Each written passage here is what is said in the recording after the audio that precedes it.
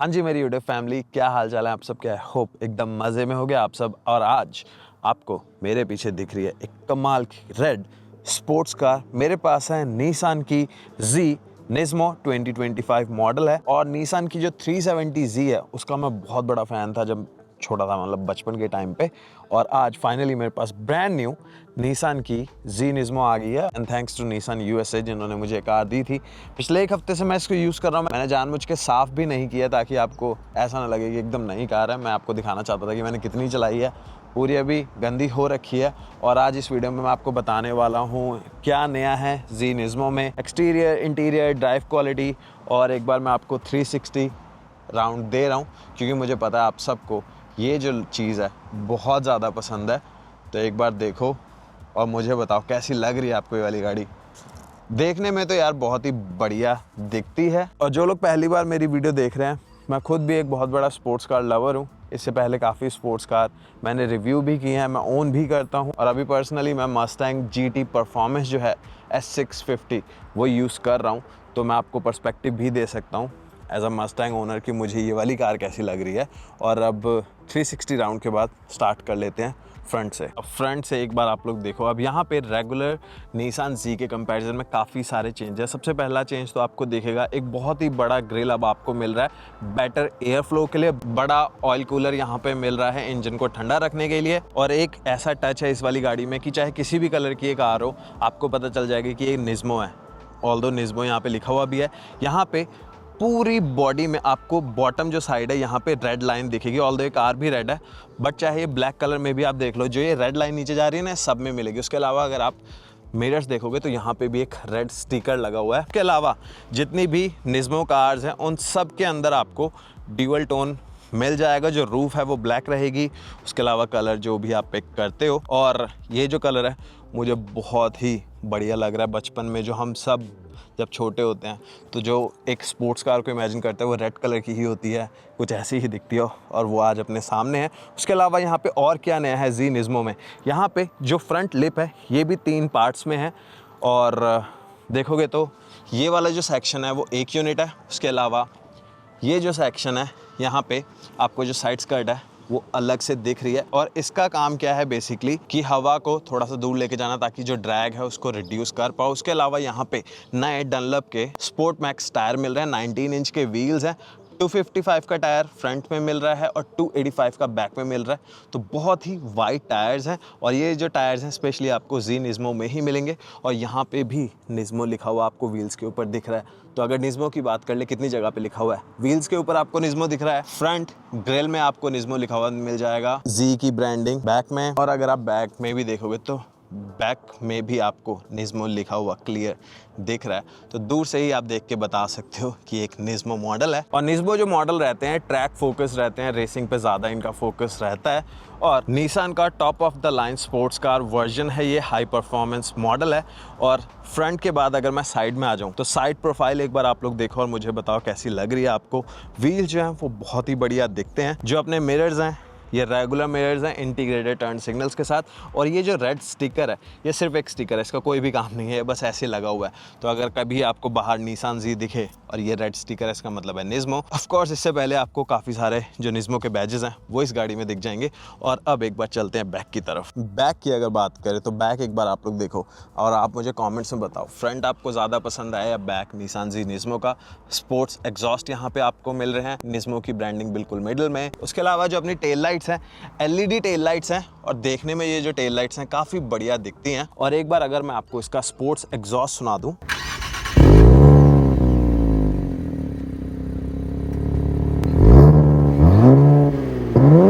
और बैक में आपको 3 पीस वाला स्पॉइलर भी मिल जाता है, जो कि मैं आपको दिखाना भूल गया था। तो आप देख रहे हो कि ये एक बड़ा स्पॉइलर आपको मिल रहा है। उसके साइड में 2 छोटे छोटे स्पॉयलर्स हैं दोनों साइड्स पे बेटर डाउनफोर्स के लिए। उसके अलावा अब यहाँ पे आपको बूट स्पेस भी दिखा देता हूँ। वैसे तो स्पोर्ट्स कार में ऐसी चीज़ें नहीं पूछनी चाहिए, बट बात चल रही है तो क्यों नहीं।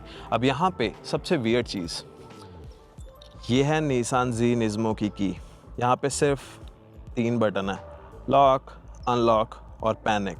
कोई भी बूट ओपन वाला बटन नहीं है। पहली बार मैं कोई कार की देख रहा हूँ जिसमें बूट ओपन वाला बटन ही नहीं है। टेलगेट को कैसे ओपन करना है, उसको ओपन करने के दो तरीके हैं, तो कार के अंदर से या फिर ये जो निसान का लोगो है इसके नीचे यहाँ पे एक बटन है, इसको मुझे दबाना है तो हैच स्टाइल ओपनिंग है। यहाँ पे काफ़ी वाइड है।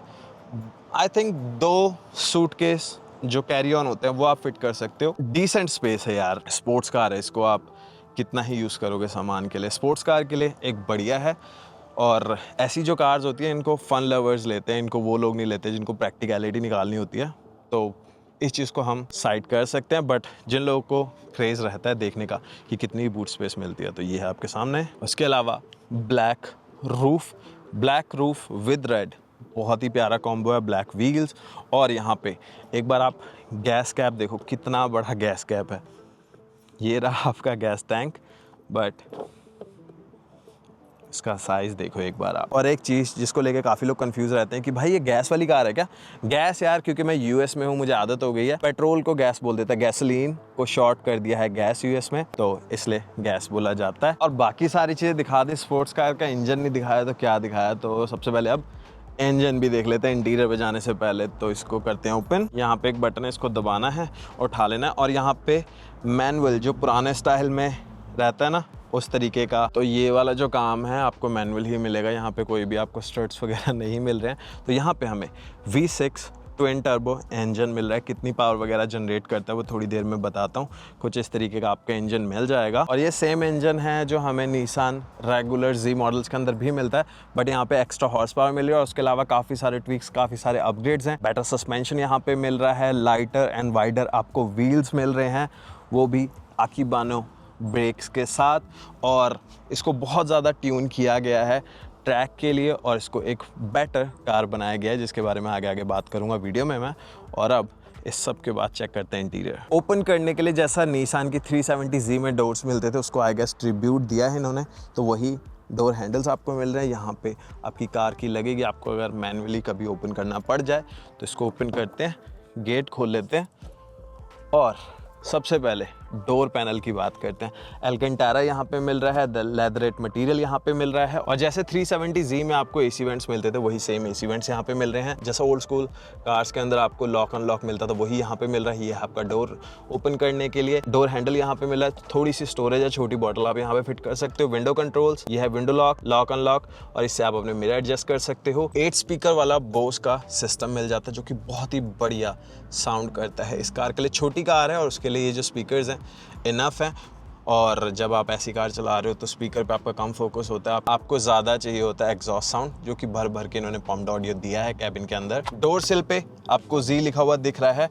और यहाँ पे रिकारो की सीट्स मिले जो कि बहुत ही बढ़िया सीट्स हैं। यहाँ पे सबसे पहली चीज़ जो मुझे अच्छी नहीं लगती है रिकारोस के बारे में कि यहाँ पे मैनुअल एडजस्ट करना पड़ता है। तो ये है आपकी सीट एडजस्टमेंट दोनों की दोनों। बैक पोर्शन अगर आपको मूव करना है तो उसके लिए ये जो चीज़ है इसको आपको मूव करना पड़ेगा कुछ ऐसे। तो ये जो है ये थोड़ा सा आज के टाइम में अजीब लगता है, बट अगर आप डार्क हॉर्स भी लेते हो मस्टैंग तो वहाँ पे भी यही चीज़ आपको मिल जाती है। और सीट की बात हो ही रही है, सीट के ऊपर भी आपको निज़्मो दिख रहा है, रिकारो की ब्रांडिंग।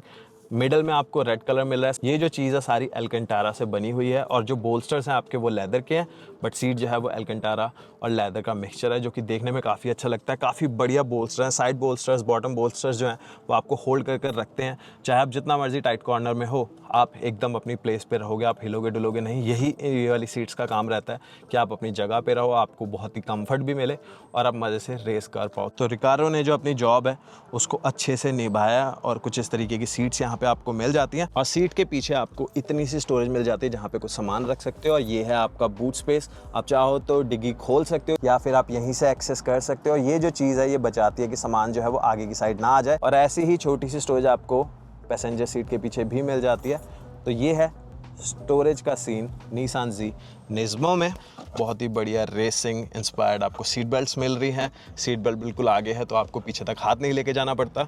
और यहाँ पे ट्रैक्शन कंट्रोल वाला बटन है। और अब बैठते हैं अंदर और आपको दिखाता हूँ स्टीयरिंग व्हील। तो कुछ इस तरीके का स्टीयरिंग व्हील हमें मिल जाता है जो कि मुझे बहुत ज़्यादा पसंद है। यहाँ पे पियानो ब्लैक फिनिश मिल रही है, ये मुझे उतनी ज़्यादा पसंद नहीं आती है, बट इसको मैं इग्नोर कर सकता हूँ थोड़ी देर के लिए। स्टार्ट कर लेते हैं गाड़ी को।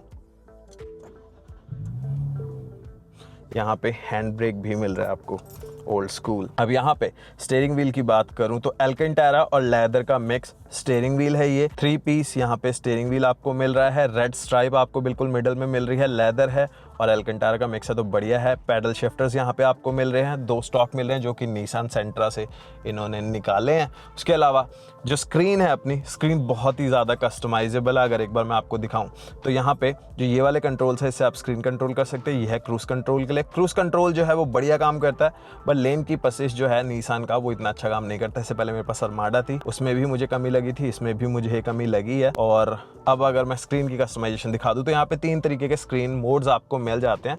ये जो है ये है स्पोर्ट्स वाला मोड। इसके अंदर क्या है मेन, ये स्पोर्ट्स के ऊपर ज़्यादा फोकस्ड है। यहाँ पे आपको ऑयल टेम्परेचर दिख रहा है, डिफ ऑयल दिख रहा है, वाटर टेम्परेचर है, इंजन ऑयल टेम्परेचर, सारी चीज़ें दिख रही हैं। ये ट्रैक फोकस ज़्यादा है और यहाँ पे आपकी कार की डिटेल जो है वो लेफ्ट साइड में आ जाती हैं, जिनको आप इस व्हील से कंट्रोल कर सकते हो। जी फोर्स वगैरह सारे आ रहे हैं। बट अगर आपको ये लुक चेंज करना है तो इस वाले बटन से होगा। इसको जैसे मैं दबाता हूँ यहाँ पे एक मेन्यू ओपन हो जाएगा स्क्रीन के अंदर। अब यहाँ से मैं जो लुक है उसको चेंज कर सकता हूँ, नॉर्मल। उसके अलावा अगर मुझे एक और लुक चाहिए तो हो जाएगा एनहांस्ड। यहाँ पे अलग सा ही एक सिस्टम आ जाता है, स्पीकर जैसा मुझे कुछ लगता है। बट मेरा फेवरेट यहाँ पे जो है वो रहेगा स्पोर्ट्स वाला मीटर। और स्पोर्ट्स वाले मीटर के अंदर भी आपको जी और निज़्मो लिखा हुआ दिख जाएगा। निज़्मो बिल्कुल टॉप पे, जैसे आप गाड़ी स्टार्ट करो आपको पता चलना चाहिए आप एक निज़्मो मॉडल के अंदर हो। और यहाँ पे क्या है ना कि अगर आप म्यूज़िक वगैरह सुन रहे हो, डायरेक्शंस आपने लगाई हुई हैं, तो आपको इस वाले मीटर में नहीं दिखेंगे। अगर आपको म्यूज़िक पता करना है कि कौन सा साउंड, कौन सा गाना आप सुन रहे हो, तो आपको जो डिफरेंट यहाँ पे व्यूज़ हैं वो करना पड़ेगा। तो जैसे अगर आप इस मोड के अंदर जाओगे तो यहाँ पे इस जगह पे आपको डायरेक्शंस भी आ जाती हैं और नीचे गाना लिख के आ जाता है। गाड़ी जो है ओवरऑल बहुत ही ज़्यादा ओल्ड स्कूल लगती है, आपको मॉडर्न कार जैसे नहीं लगेगा जहाँ पे स्क्रीन्स भरी हुई हैं। तो ये जो लुक है मुझे पर्सनली पसंद है। 1-2 चीज़ें हैं जिनसे मुझे प्रॉब्लम है, उसके अलावा सारी चीज़ें सही हैं। अब यहाँ पे बात कर लेते हैं पहले स्क्रीन की ही। मैं भटकता नहीं, एक जगह से दूसरी जगह नहीं जाता हूँ। यहाँ पे सबसे बढ़िया चीज़ मुझे क्या लग रही है कि जितना भी कंट्रोल है आप यहीं से सारे फीचर जो हैं उनको एक्सेस कर सकते हो ये बटन से ही।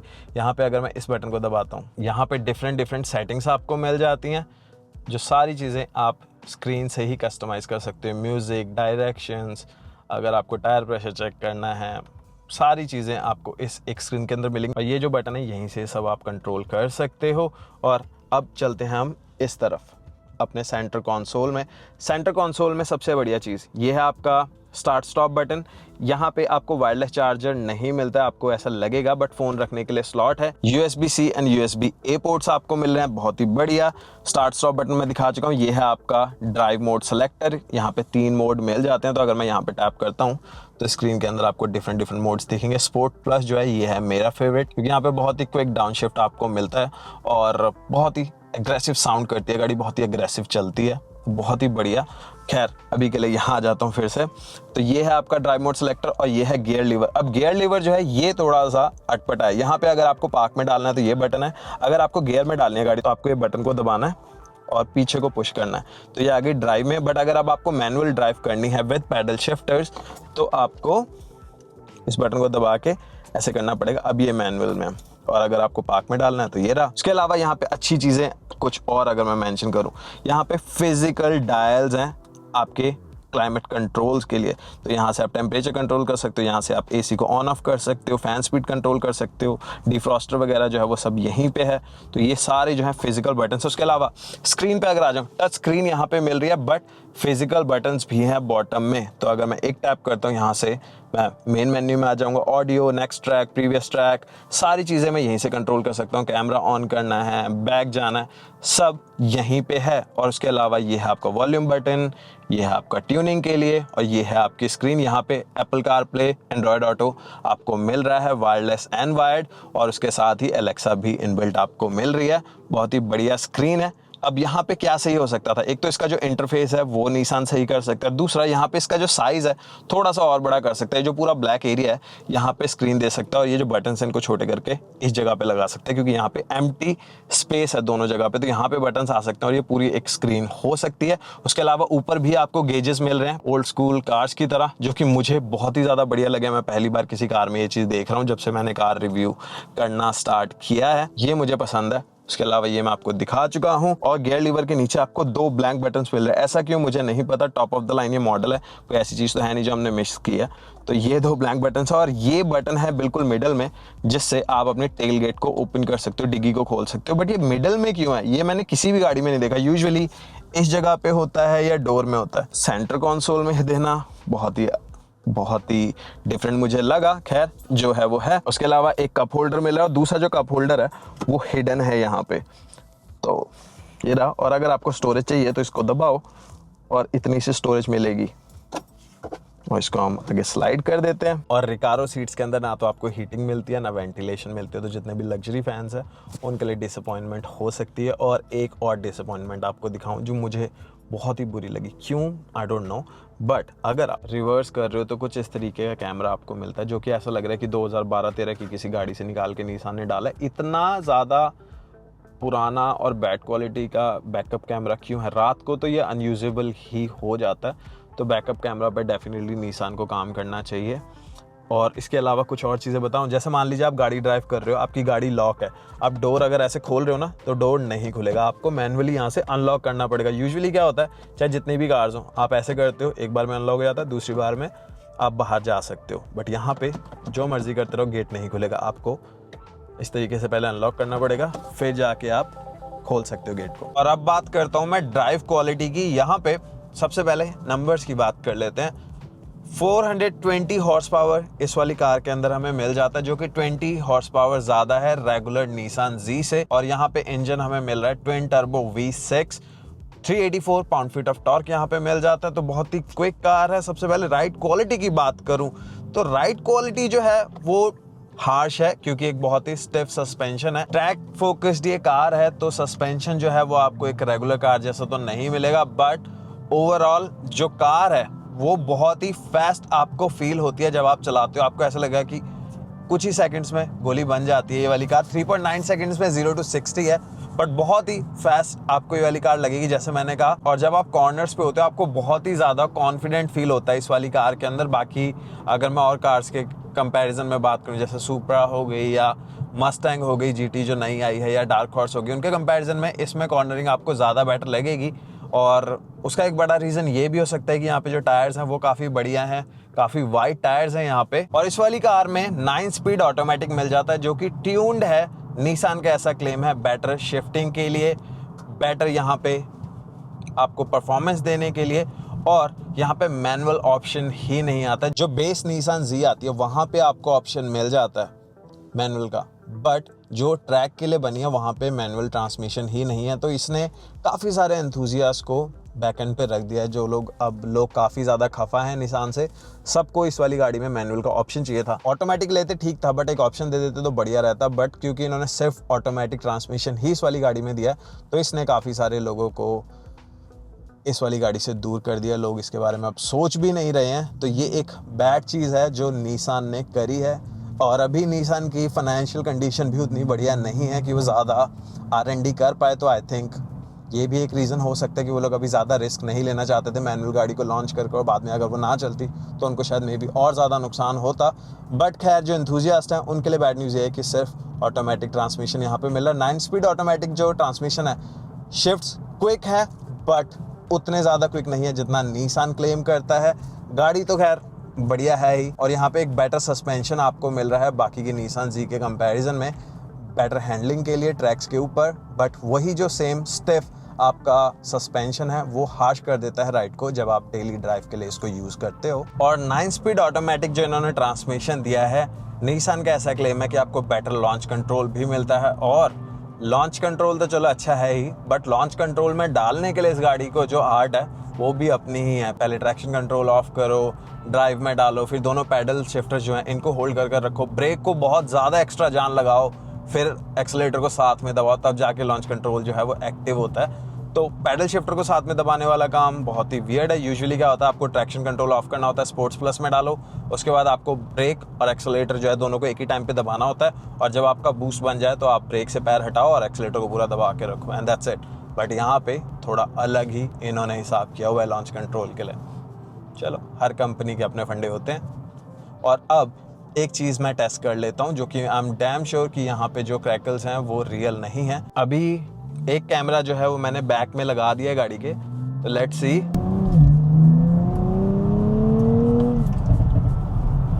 गाड़ी के अंदर तो सुन रहे हैं क्रैकल्स,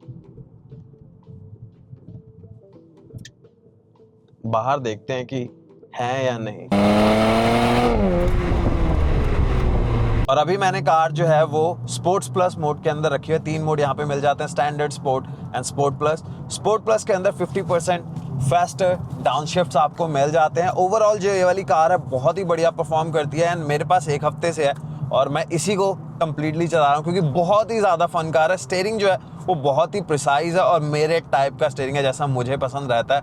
स्मॉल देखने में बहुत ही बढ़िया दिखता है, अल्कंटारा वाला स्टीयरिंग व्हील है, तो फील भी आपको अच्छी आती है। और राइड क्वालिटी की बात कर ही रहा हूँ, तो डेली के लिए आपको दिक्कत हो सकती है, क्योंकि अगर हल्के से भी पॉट होल्स हैं तो वहाँ पे आपको थोड़ा सा बम्पी राइड डेफिनेटली लगने वाली है। बट अगर आप एक ऐसे बंदे हो जो प्यार करता है स्पोर्ट्स कार को और थोड़ी बहुत दिक्कत को झेल सकता है, तो डेफिनेटली एक बहुत ही बढ़िया कार आपको लगेगी। बट जिस प्राइस रेंज में ये वाली कार आ रही है उसके हिसाब से जो परफॉर्मेंस इसमें मिल रही है वो उतनी बढ़िया नहीं है। अगर आपको रेटिंग देनी हो तो आई डोंट थिंक कि कोई भी बंदा ऐसा होगा जो बोलेगा कि $70,000 में आपको ये वाली कार लेनी चाहिए। फन है, फास्ट है, बट बाकी जो कंपटीशन है वो इससे भी बढ़िया है। तो ड्राइविंग ठीक है बट परफेक्ट नहीं मैं कह सकता। जो यहाँ पे पम्प्ड ऑडियो इन्होंने दी हुई है कैबिन के अंदर स्पीकर्स के थ्रू, वो बहुत ही क्रेजी लगती है। आपको ऐसा लगेगा, जब मैंने पहले दिन ली थी मुझे लगा यार इस गाड़ी के अंदर क्रैकल्स वगैरह कैसे सुन रहे हैं, मेरे को बहुत ही बढ़िया ऐसे साउंड आ रहे थे, पॉप्स मुझे सुन रहे थे, पर बाद में पता चला कि वो स्पीकर के थ्रू ऑडियो आ रही है। तो एक अगर मैं आपको डेमो दूं थोड़ा सा, अगर हम यहाँ पे चलाएं इस गाड़ी को तेज थोड़ा सा,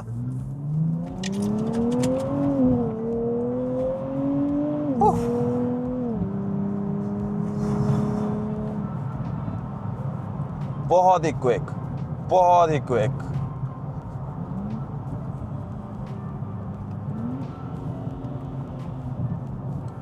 बहुत ही बढ़िया परफॉर्मेंस, बहुत ही मज़ेदार कार। स्पेशली जो स्टीयरिंग का रिस्पॉन्स है ना वो वन ऑफ द बेस्ट है इस कैटेगरी के अंदर। और एक चीज़ जो मैं बताना भूल गया, यहाँ पे आपको नए आकीबैनो के ब्रेक्स मिल रहे हैं जो कि बहुत ही बढ़िया परफॉर्म करते हैं।